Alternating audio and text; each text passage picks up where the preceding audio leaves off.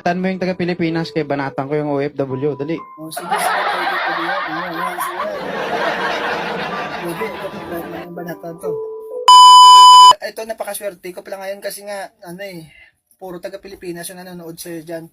Gusto ko lang ipaalam sa mga taga-Pilipinas na hindi mas dali dito sa ibang bansa.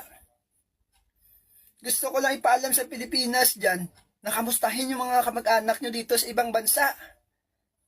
Hindi porket sasabihin nyo na abroad mayaman na.